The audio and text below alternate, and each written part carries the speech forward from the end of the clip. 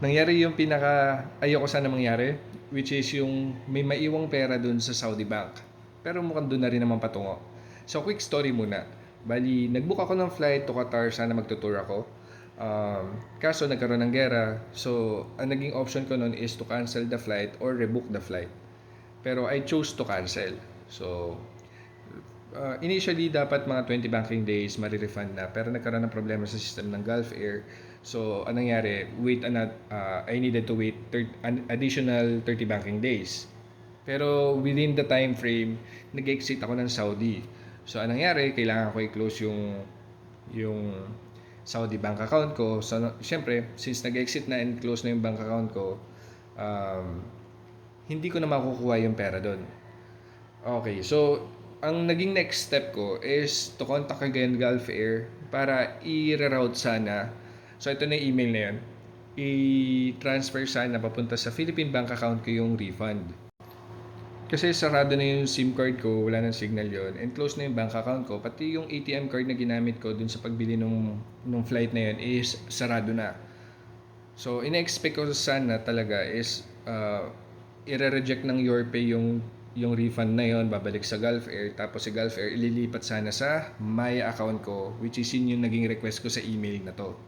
Actually, yung Gulf Air has been very accommodating, lalo na yung mga calls na ginawa ko nung nasa Saudi pa ako.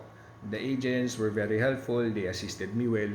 Tapos, nung nasa Pinas na ako, naman, yung Gulf Air Manila naman yung kinokontak ko. And ganun din, same experience, very helpful. And they're doing extra mile para kontakin yung Gulf Air Bahrain para i-process yung refund ko. Pero syempre, medyo stricted yata yung authority ng Gulf Air Manila. So, hindi raw nila mababago yung refund yung pupuntahan ng refund money ko, which is dun sa Saudi Bank.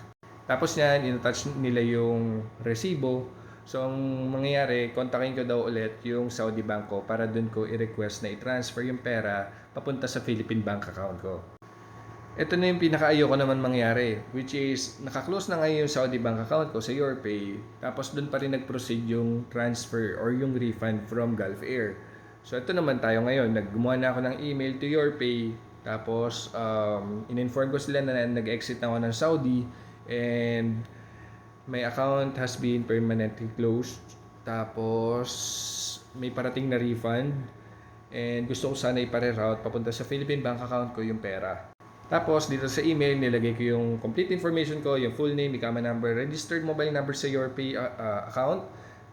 Tapos yung YourPay card number na ginamit ko sa pagbili nung flight na yon.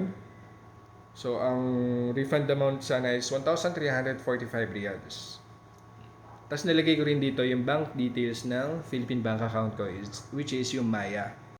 Tapos pagdating sa mga attachment, in-attach ko yung passport ko, ikama, exit visa, resibo nung transaction ng booking ko sa Gulf Air, at saka yung resibo naman ng refund na binigay sa akin ng Gulf Air. So, print ko yung email ng Gulf Air, in-attach ko din dito. So, ayan. So, siguro mga 2 banking days, maghihintay ako ng update ko ano yung magiging system naman ng YourPay para makuha ko yung pera mula sa kanila papunta dito sa Maya bank account ko. Medyo matagal lang yung naging process, pero safe naman yung pera tingin ko. And, ayun. Good luck sa akin. So, siguro, plus 1 more month para makuha ko finally yung refund na hininintay ko from Gulf Air.